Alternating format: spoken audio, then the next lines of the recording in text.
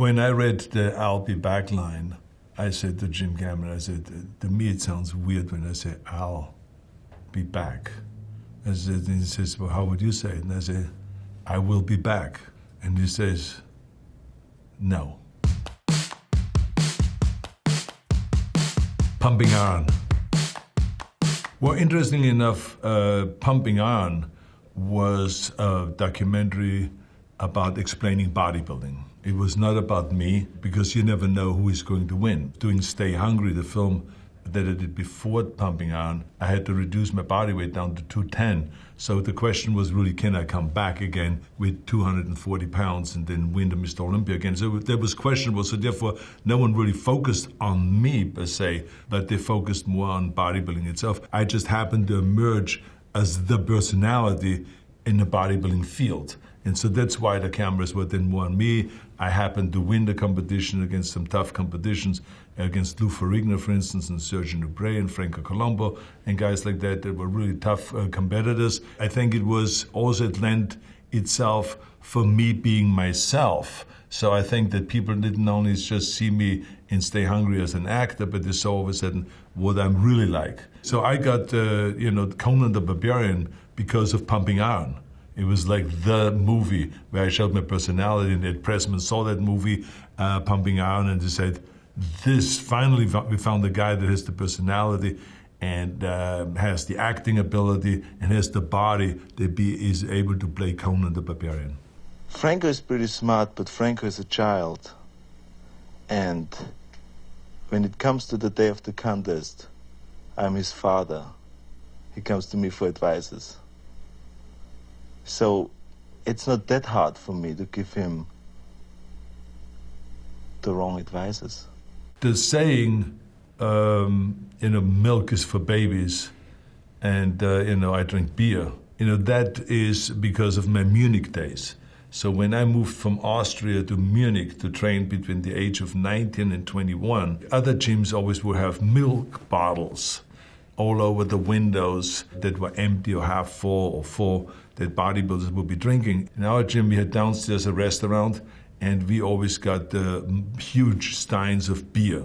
So we had just beer all around the windows and around the gymnasium. And I refused to drink milk because I hated milk. And so beer was really for me to drink, to have while I was working out. Well, you drink skim milk, don't you? No, I drink no milk. You don't drink any milk at all? No milk, no. Milk is for babies. When you grow up, you have to drink beer. Pumping Iron is being shown just about in all the gyms around the world 24 hours a day. So it doesn't matter which generation you talk about. The new generation that is walking in now into the gym still see Pumping Iron, and they still see me winning. And so when they come to Gold's Gym here now in Venice, they know everything about me. I think that this movie has its life, has its own life, and it will go on forever, I think. And I think that it is really one of those great documentaries that really has established bodybuilding in a big way, because bodybuilding was kind of like a hidden kind of a sport. It was, no one really understood it. No one really could explain what it is about. And I think that Pumping Iron did all of that. It explained that. Conan the Barbarian. My goal was to be a leading man. And I was told many times by managers and agents and studio executives that this would never happen. That someone with an accent like me has never become a real leading man and a big star in America. That Americans like to hear people who sound like John Wayne or like Clint Eastwood, but not like me. That I may be good for Hogan's Heroes if they ever make a remake or something like that, but definitely not for any other movie. And also that my body is way too big, that I'm too large. And so here all of a sudden is Conan the Barbarian, where my accent was welcomed because I talked different than everyone else, and it looked like from some prehistoric time, and the body looked like an action hero, something that like Frank Frazetta, when he drew the Conan characters in the comic books, he always drew him with the huge muscles and very defined and ripped. But in those days, there was no actor around that ever could play that role. So here was me. So all of a sudden, those two things that they always were complaining about and said that will never make you a star because you have too big of a body. Guys like Dustin Hoffman and Al Pacino and Woody Allen, those are the in guys in the 70s, not a big body like that. And the accent doesn't work. All of this became an asset rather than a liability. So I proved to the world again, never listen to the naysayers and always just plow ahead and do exactly what is your vision. My vision was to become a big star and to become not only a big star, but to become the highest paid entertainer in that field, which I eventually then became when I did Batman and Robin. Almost 20 years of pitiless combat. No rest, no sleep like other men. And yet the spring wind blows, Superdai. This was really the only movie where I had more responsibility of doing my own stunts than any other movie, because there was no one around, no stunt guy that had the same body. So Terry Leonard did some of the wide shots when from far away, when you see Conan riding on a horse or something like that, he would do that because, you know, with the war paint and with the camouflage paint on it and all that stuff, we got away with it. But in close-ups, there was no way because he had an ordinary kind of athletic body, but not a bodybuilder's body like I had or like the Conan body. So I had to end up doing a lot of the falls, a lot of the sword fights, a lot of the things on horses, the big battles on horses, all of this crashing together with horses, falling off the horse, all of this stuff I had to do myself. And luckily, I was young enough to sustain the punishment because there were a lot of injuries at that time. I remember the first day I shot, I had to get stitched up. I had 12 stitches on my back because some wolf pulled me down from the rocks and I fell with my back on rocks. It was all the way from the beginning to the end really wild and a great experience. And John Milius, the director, loved it. He says, this is exactly what it's all about. This is a tough movie to shoot, and this is a Conan era, and this is exactly the way we wanted it. So he really got off on all those kind of things. The Terminator. When I was hired to do Terminator, I really think, I mean, the day maybe the studio executives that were around then and various different people would tell you differently because they always say, I told you so type of thing. But the reality of was, I think they treated it like as a B movie, as a B action movie. Here's just another one because the year before came out Exterminator, now it was Terminator, and then what else is going to be next type of thing, right? But when I shot the film, and Jim Cameron showed me some of the footage. And then when he had like 20 minutes edited and I saw the film, I said to myself, wait a minute, this is really intense. This is wild. I mean, I don't think we've ever seen anything like this before. The way it was shot, the way it was lit, the way it was directed, everything, the way it was written, it was just really very, very special. And so I thought then, I think this could be bigger than we all think. And then sure enough, when it came out, it was a huge hit. And even Time magazine listed it amongst its top 10 movies of the year. So no one expected that. In those days, like for instance, when you open up a film to $4 million a weekend, it was big time, and especially in the fall. And then the next weekend, it was again $4 million. And then the next weekend, it was again $4 million. So it didn't have any drop. So the people said, oh my God, what's going on here? So the movie was highly successful. A lot of people saw it. And it was actually, in this particular case, it was the audience that demanded a sequel. Nice night for a walk. Wash day tomorrow. Nothing clean, right? Nothing clean, right? Hey, I think this guy's a couple cans short of a six-pack. Your clothes. Give them to me, now. You asshole! When I read the I'll be back line, I said to Jim Cameron, I said, to me it sounds weird when I say, I'll be back. I said, and he says, well, how would you say it? And I say, I will be back. And he says, no. I think it sounds better, I'll be back. I said, but it's more machine-like when you say, I will be back. He says, look, I don't correct your acting, don't correct my writing, okay? And that was it. And so he says, look, we just say it 10 times in a row. I said, we just say it and say it and say it, until we get it right, and then we can pick one or the other. I understand that you don't feel comfortable with the Al and all this, but let's just shoot it. And so that's what we did. But not, first of all, I thought it was a clumsy line. And number two, I, of course, had no idea that anyone would ever repeat it, period. When the movie came out, people coming up to me and says, say the line, Arnold. And I said, what line? He says, I'll be back. And I said, I'll be back. And he said, no, the way you said it in the movies, the way you say in the movie, that was the opposite. So I said, in the movie, okay, I'll be back. And he said, yeah, oh my God. And it was like amazing, the excitement that you saw amongst people when I said this line. And then more and more it started picking up and other people started using it. And now I think it became the most used line ever in the movie history. Look, it may take a while. You want to wait? There's a bench over there.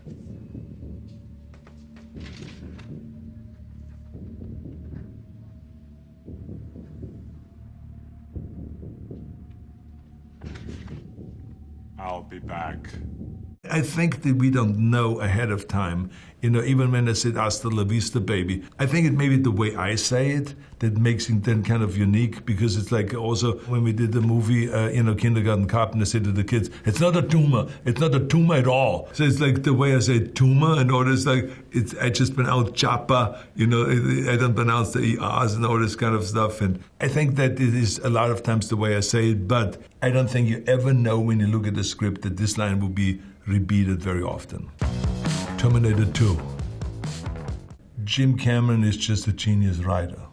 Because to come up with this idea to make the Terminator become a protector that hangs out with this kid, and because of that relationship, he starts learning human behavior, how to be more cool, and how to high five, and and how to say certain things, certain sayings, and all this, made it very, very precious, I think, because he was trying very hard. When the kid says, he says, like, you never smile.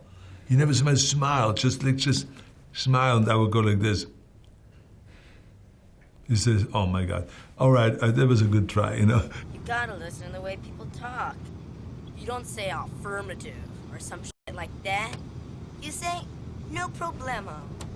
And if someone comes off to you with an attitude, you say, eat me. And if you want to shine them on, it's hasta la vista, baby. Hasta la vista, baby. It really lent itself to some funny moments. So I think that was really important in the movie, and I think this is why the movie really was so successful, because it was a totally different spin. Here's Terminator all of a sudden, not a killing machine, but a protector. So what an interesting spin. He was programmed differently. And I think that people really enjoyed that, even though I never killed anybody in Terminator 2. I only shot people at the knees or just, broke their backs or whatever and blew up the police cars, but I didn't really kill anyone because I promised this to the kid that I would not kill anybody. Just put up your hand and say, I swear I won't kill anyone. I swear I will not kill anyone. What the hell are you doing? You son of a bitch! He'll live. Twins. The movie Twins, which was originally called The Experiment, was developed specifically for me. Because when I met Ivan Reitman, I said to him, I want you to direct me, I want to get into comedy. No one will hire me for comedy because everyone is making now a lot of money of me with action movies. So it's very hard for me to cross over because people don't want to take the risks. So he said, I think that you're very funny, and I think that we should develop some stuff for you. So he developed 5 scripts, and one of them was The Experiment. I fell in love with that idea, and then we changed it to Twins, and came up with the idea to have Danny DeVito play not only someone that behaves opposite of me, but also looks totally the opposite. I thought that it was very, very funny, and because all you had to do is kind of show the poster of Danny leaning against me and saying, only their mother can tell them apart. I mean, it made everyone laugh. And so it was hugely successful. It was unbelievable. And I was so happy because it was actually my first movie that made domestically over $100 million. And it was a comedy, not an action movie. So from then on, of course, I got offered a lot of action movies. But Danny and I, we rehearsed those scenes, but we just had so much fun on the set, rehearsing the scenes and doing all the same things and having all the same mannerism and the scratching our butts at the same time and doing all this kind of stuff. So I think it was great, and it was brilliantly written. Really?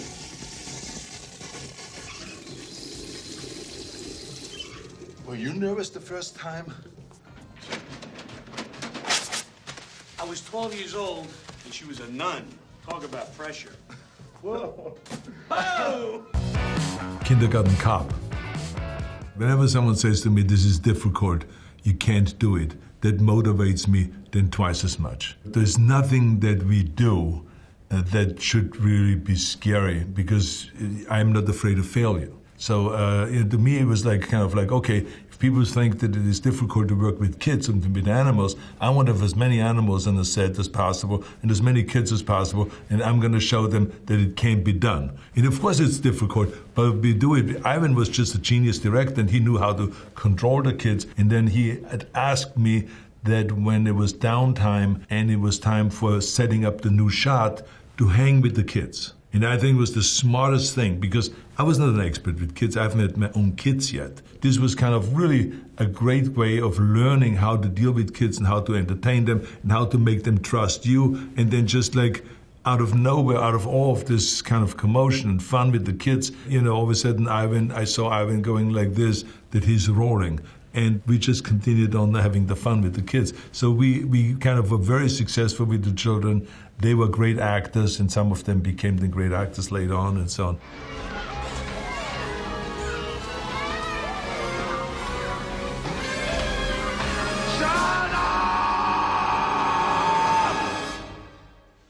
Shut up! Shut up! Shut up! But what I liked about Kindergarten Cop was that it was a very brutal movie in the beginning.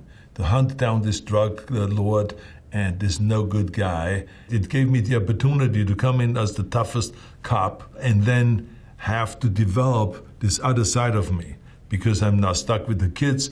I have to now deal with the kids. I cannot deal with them like I did in the beginning, like I would deal with a grown-up. But, I realized that that's not the way really to deal with the kids, that you have to understand them, you have to communicate with them, and you have to also, you then grow a certain love for them and a certain heart for them.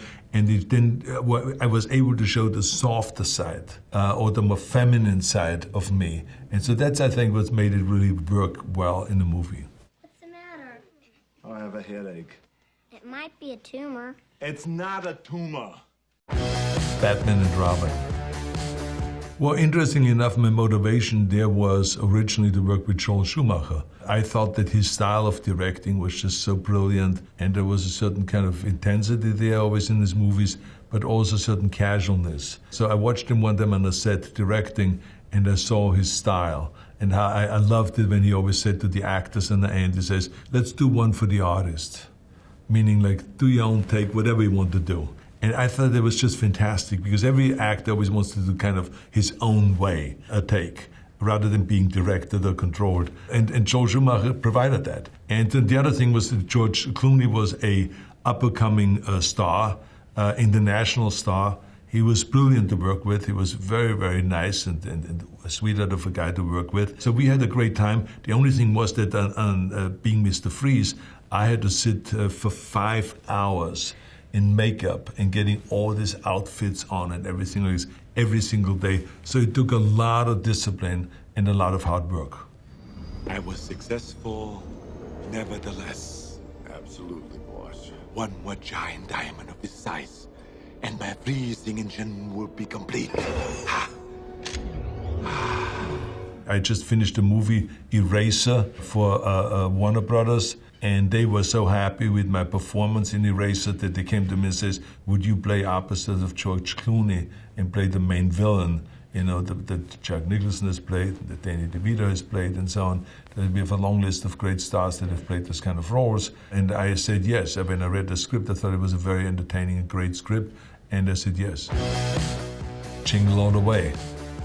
Well, again, I was very heavily into the idea of doing one action movie where we use the biggest guns and the biggest actions and the biggest amount of killings and stuff like that. But then again, to come back with something totally opposite, which is a very entertaining movie because of its comedy. The Christmas movie, Jingle All the Way, was one of those great scripts that was offered to me, and I thought that the world of it. Me just running after this toy and then running in and having someone trying to do the same thing, and then all of a sudden it creates a huge fight between us. So there was action there, but very comedic action, and very touching also because I'm trying to satisfy my son that I've promised this Turbo Man toy. And so it was all about the craziness of chasing that Christmas is around the corner and I have to get it now and they're sold out and all this kind of stuff. I just had a great time doing that. And it is still today the favorite Christmas movie that people are playing. And every single December, this movie is being played on television. And overseas also did extremely well. On your way out, just tell her I will be a few minutes late, but you shouldn't worry. Oh, she won't worry. I mean, I'm here and... Oh, these cookies! I gotta get the recipe from Les. Put that cookie down! Now! A lot of times people have me repeat the line. Says, can you say that line? But it's again one of those things. You say it and you have no idea. But I remember just standing there and screaming, put the cookie down now! And people just loved it. Predator. Predator was an interesting project because it read really well. It was very intense, but it was an ensemble piece. It was very clear that there would be 5, 6 guys who were going into the jungle and the screen time would be split up amongst all of us. To me, I think that in the beginning I was hesitant about that idea. And then when I was actually in Mexico and shooting in the jungle, as it was unfolding the story, I enjoyed it more and more because it's so much fun to work with a bunch of guys like that. They were all really cool guys and they were easy to work with. And there were certain dynamics that everyone had and developed. And I thought it was brilliantly written. John McTiernan, who directed the film, has only directed one other film beforehand, which I think was called Nomads. And so it took a lot of faith from the studio and from all of us. But man, he pulled it off. He was so good in directing. He was so thoughtful with the way he moved the camera to make it suspenseful and all this. The atmosphere created in the jungle with that fog all the time, that was kind of scary. And never to show the Predator until the very end. I thought that was just brilliantly done. And it was just unbelievable the amount of action that they allowed me to do. And this is where, of course, where we had this line, stick around, where I just, a guy came up on the right side of me and I saw him in my peripheral vision and I took my knife and nailed him through the heart and he got stuck in this pole and I said to him, stick around. So it was just another one of those really cool lines that I liked, that I made up in this particular case. Yeah. Stick around. It was really amazing when we finally showed the Predator, and it was created by Stan Winston, who was one of the most brilliant kind of makeup special effects guys. I think that he won the Academy Award twice and stuff like that. But he built that and he created that. And it was so well done. It was really tall. They had a basketball player and that was 7'2" that was carrying this kind of mask and this outfit. It looked scary. It looked slimy. It looked weird. It looked so bad that it came natural to me to say, "You are some ugly motherfucker." It became kind of natural. It was kind of improvised, that line. And then they kept it in the movie.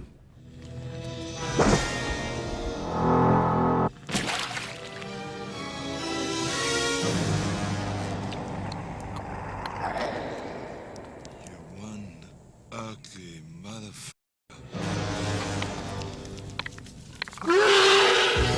Total Recall.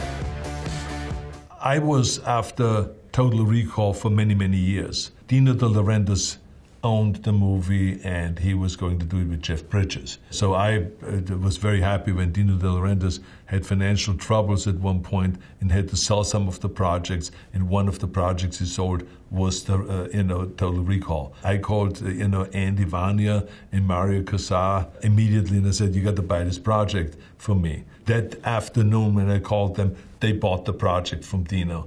And then I ran into Paul Verhoeven a few days later. It was meant to be. I ran into Paul Verhoeven a few days later in a restaurant and I said, Paul, I just saw RoboCop. It's unbelievable. I said, what a great job you did. I said, would you ever want to work with me? And he says, absolutely. I said, well, I maybe have a project for you. Can I send it to you? So in the afternoon, I had Karalka get in touch with him, sent to his agent the script. He fell in love with it. He came on board, and that's how the whole thing came about. It was smart also to take it to Mexico, because Mexico City it's a fantastic location, very futuristic kind of buildings and looks to it that you can use, and also you're very free to use the city, and there were great benefits there, and great workmanship also. And I think the film came out fantastic. It was $53 million or whatever the budget was. For those days, it was a lot, but today it isn't really that much. And it opened up to a huge box office success. It almost made $30 million at the opening weekend, and it made $130 million domestically, and worldwide almost $300 million. So it was really very successful, and we were very happy with the way it came out. And they tried to copy it. Someone tried to do a remake of it. How stupid is that? I mean, Jesus. Come on, Cohagen, you got what you want. Give these people air. My friend, in 5 minutes you won't give a shit about the people. Fire it up, Doc. Excuse me, Doctor. Is he gonna remember any of this? Not a thing. Oh, really?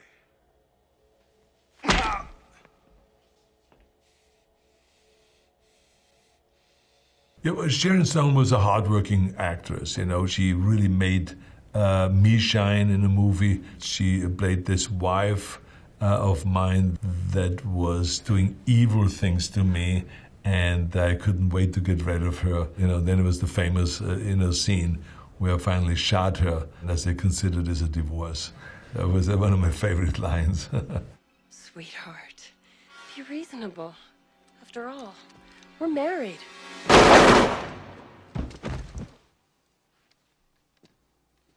Consider that a divorce. True Lies. Well, again, we were very fortunate to have Jim Cameron. I showed him a French movie, La Totale, which was $1 million movie. It was made for $1 million in France. But the concept that was there was so brilliant. Jim saw it and he says, let's do it. And, you know, which is very hard to do for Cameron to commit to a movie. He fell in love with it. He went out and wrote the script. And he wrote it, of course, huge. As you can see, it took us 6 months to film. We were all over the place, you know, from Los Angeles, Washington, and Miami, and the Keys, and I mean, everywhere. But it was wonderful to work with Jamie Lee Curtis, because I knew Jamie Lee Curtis and skied with her in Sun Valley. So we have a home up there in Sun Valley, and so we knew each other very well. So when she was hired, I was very excited about it, because I thought that she's a really good actress. So it was great to work with her on this film. And I think that she's also very funny. Pulls off the comic, the comedy in the movie, because the whole thing was a very intense movie, but it had its funny moments, because the very fact that my wife did not know what my job was, and that I, as the husband, did not know that her desire is to do something similar to like that, to be a secret agent. So I think that's what made it really funny. Ellen, wait.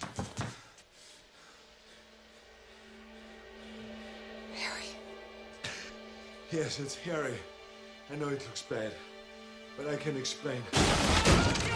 Were you actually riding the horse in those scenes when you were running through the mall and everything? Yes. So I would say there was only one horse scene, which was a jump over a fountain, which I'm happy I didn't do, because the professional horseback rider wiped out on that and smashed his head in, and had 20-some stitches on his face because of it. I saw right away there's something off there, because it was so wet, and horses then slip when it's wet. And so I said, I'm not going to do that, let someone else do that particular thing. But every other scene, in the elevator, on top of the rooftop, through Georgetown in Washington, through the park, all of those scenes were done. I rode the horse. Terminator, Dark Fate. You know, in Terminator, I can do those Terminator movies from here to eternity. The trick of it is, and I think it's very smartly done, the body underneath and the skeleton, the metal skeleton, all that other stuff, stays the same. So his abilities have stayed the same. But the outside, the flesh, ages just like any other human flesh does. So that makes me get away with looking older, and that you can do a movie like that 30 years later. That's the great thing about the writing. And I love doing the Terminator movies, especially when there is continuous growth in a character. And what you will see in this Terminator is that he has been, just like in Terminator 2, where there's a little bit of human behavior that he starts adopting.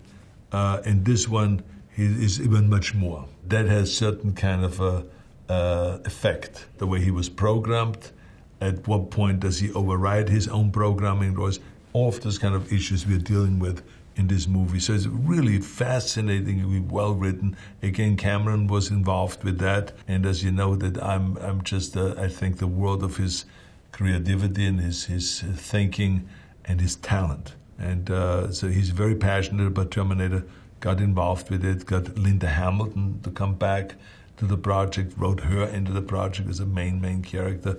And so we had a wonderful time with Tim Miller directing it. I can see you're very upset. I'm going to help you protect the girl. You know, it really doesn't make any difference to me. I think each one has advantages and disadvantages. I think that it's the advantage of playing a hero, obviously, is that you're the heroic guy that wins in the end and all that stuff. As a villain, you have the advantage that you can go all out and do things that you normally cannot do as a hero, because it would not be a certain thing. It can be a certain cruelty or the way you kill people and all of that stuff. So that's what was so attractive about being the Terminator, because he doesn't give a shit. I mean, he's a machine. So he just steps over toys. He just, goes and rips out your heart, as I've shown in Terminator 1. So he will just tear your head off and wouldn't think twice about blood squirting around or anything like that. That's not his concern. As a matter of fact, he doesn't even show in his face any satisfaction whatsoever when he kills 5 people within 1 second. And people really enjoy watching villains and watching kind of nasty things being done, where they say, oh my God, I have to close my eyes. I love that. There's nothing that I love more than when I do a film, we've seen it in Terminator, we've seen it in Total Recall, where there's certain things where people just close their eyes and says, I cannot take it, because that is really then entertaining. It has been a great honor for me to be involved in a movie where you get voted as one of the top 10 heroes, but at the same time, one of the top villains. I don't think there's anyone out there that has been put in that kind of a category before. I don't really have a favorite because I don't know really what the definition of that is. For everyone it's different. I think undoubtedly that my favorite of making of the movie was Twins and Kindergarten Cop. We were laughing the whole day. It was entertaining, like being with Danny DeVito in Twins or being in Kindergarten Cop with a bunch of kids that always kind of throw you off because they always say don't work with kids and don't work with animals. But I had the greatest time working with those kids. It was really fantastic. And, it gives you then a lot of space for improvisation because the kids are improvising. They're not staying with the script. They wouldn't even know how to stay with the script. So I think it makes it very lively. So I had the greatest time doing those 2 movies. But when it comes to my favorite, to the outcome, then you have to add also, of course, True Lies or Terminator, some of the Terminator movies that I've done, if it's 1 or 2, or the last one, Dark Fate. There's a whole bunch of movies then that come into that field, but it's very hard always to just say, this is my favorite. Well, thanks very much for listening to my kind of spiel about my iconic characters that I've played. If I missed any of the movies, we're going to talk about it maybe in the future, okay? Hasta la vista, baby.